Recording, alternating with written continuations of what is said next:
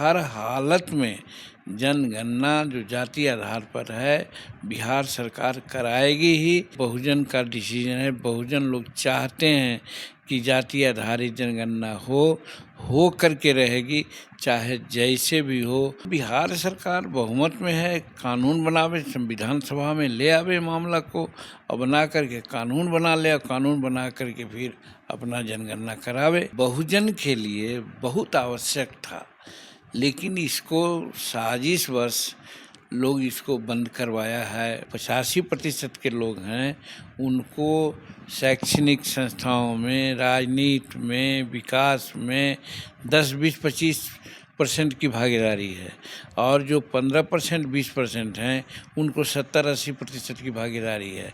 इसलिए जनगणना बहुत ज़रूरी है। जिसकी जितनी जनसंख्या भारी मिले उतने हिस्सेदारी, ये संविधान का कंसेप्ट है।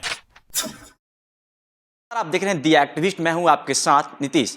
बिहार में जातीय जनगणना हो रही थी, सरकार इसे ऐतिहासिक पहल बता रही थी। आपको फिर से बता दूं कि बिहार के लोग दो धाराओं में बंट गए थे। कुछ लोग जातीय धारा का सपोर्ट कर रहे थे, कुछ लोग इसका विरोध कर रहे थे और हाईकोर्ट ने, पटना हाईकोर्ट ने इसे अगली सुनवाई तक के लिए रोक दिया है। हम अभी मौजूद हैं बिहार के पूर्व मुख्यमंत्री जीतन राम मांझी जी से जानना चाहेंगे, क्या कहिएगा सर, कैसे हो पाएगा? जहां एक तरफ लोग खुश थे जातीय जनगणना को लेकर, मायूसी छा गई उन लोगों में। देखिए, जाति आधारित जनगणना नीतीश कुमार कर रहे थे, कोई सेंसस नहीं था। सेंसस भारत सरकार की चीज़ है और भारत सरकार के प्रधानमंत्री जब हम लोग मिले थे सार्वजनिक रूप में, तो उन्होंने कहा था कि स्टेट इसको करा सकता है। तो स्टेट कराने का निर्णय लिया और कार्य शुरू भी हो गया था। प्रथम चरण लगभग समाप्त था। इसी बीच कोर्ट ने इंटरवीन किया और आज बंद है काम। हम समझते हैं कि ये उचित कार्य नहीं हुआ। ये जिसकी जितनी जनसंख्या भारी मिले उतने हिस्सेदारी, ये संविधान का कंसेप्ट है और उस कंसेप्ट के आधार पर यदि जाति आधारित जनगणना हो जाती तो पता चलता कि किसको कितनी भागीदारी मिल रही है विकास में, राजनीति में, शैक्षणिक संस्थाओं में।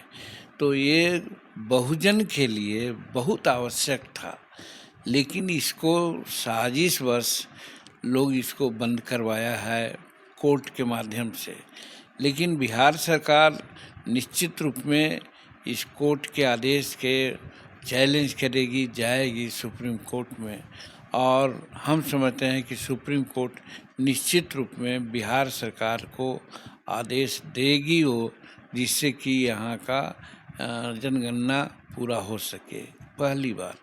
दूसरी बात ये हम कहना चाहते हैं, सजेस्ट करना चाहेंगे मुख्यमंत्री जी को कि अगर कोर्ट निगेटिव होता है इस पर, तो बिहार सरकार बहुमत में है, कानून बनावे, संविधान सभा में ले आवे मामला को और बना करके कानून बना ले और कानून बना करके फिर अपना जनगणना करावे। इसमें तो कोर्ट नहीं रोकने की बात होगी। तो वैसी परिस्थिति में हम समझते हैं कि दोनों विकल्प नीतीश कुमार जी सोच रहे होंगे और हर हालत में जनगणना जो जाति आधार पर है बिहार सरकार कराएगी ही, क्योंकि बहुमत जो बहुजन हैं उनके हित में ये जनगणना है। इसलिए कुछ साजिश के तहत जो नहीं चाहते हैं अपने कमजोरी को सामने लाना, वो लोग साजिश के तहत जिनका अभी प्रभाव है वो अपने प्रभाव का यहाँ पर प्रयोग करके आज इस तरह की स्थिति को ले आए हैं। कौन साजिश कर रहे हैं?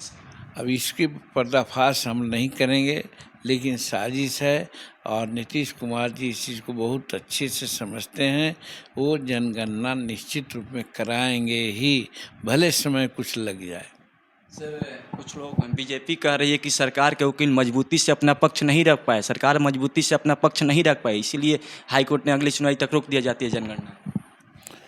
अब उन लोग कह रहे हैं तो मैं नहीं कह सकता कि उन लोगों को कहने का क्या आधार है, और ये भी मैं कह सकता हूँ कि ऐसा हो सकता है, क्योंकि इस सरकार में भी तो बहुत से लोग हैं वैसे जो नहीं चाहते हैं, तो की पोस्ट पर हैं और वो साजिश करके ऐसा कुछ कर सकते हैं। इसमें सरकार की मंशा पर कोई डाउट नहीं किया जाना चाहिए। हर हालत में सरकार जनगणना कराएगी।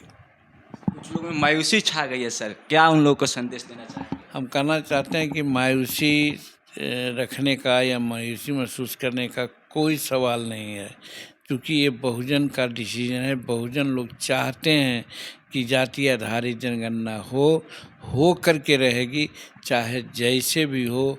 कहा तो कि संविधान में संशोधन करके, विधानसभा में कानून बना करके, या फिर चुनाव का मामला हो, चुनाव में रेफरेंडम जिसको कहते हैं वो भी करा के यही मुद्दा रखा जाएगा महागठबंधन की ओर से कि हमारी सरकार आवेगी तो हर हालत में जनगणना करावेंगे।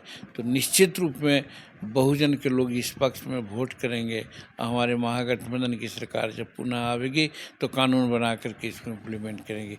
दोनों विकल्प हमारे सामने है, इसलिए मायूस होने की कोई ज़रूरत नहीं है। इससे फायदा होगा ना सर, बता दीजिए। निश्चित फ़ायदा है, निश्चित। तो कहा तो कि संविधान ने बताया है कि जिसकी जितनी जनसंख्या भारी मिलेगी उसको उतनी हिस्सेदारी। आज उसकी हिस्सेदारी नहीं है। जो 85% के लोग हैं उनको शैक्षणिक संस्थाओं में, राजनीति में, विकास में 10, 20, 25% की भागीदारी है, और जो 15%, 20% हैं उनको 70, 80% की भागीदारी है। इसलिए जनगणना बहुत ज़रूरी है, ताकि सामने बात आ जाएगी, तब फिर उस आधार पर आर्थिक रूप में, सामाजिक रूप में, शैक्षणिक रूप में विकास का लाभ हमारे बहुजन को मिलेगा, जिससे बहुजन को फ़ायदा होगा। जातीय जनगणना होकर रहेगा, इसमें कहीं कोई दो मत नहीं है।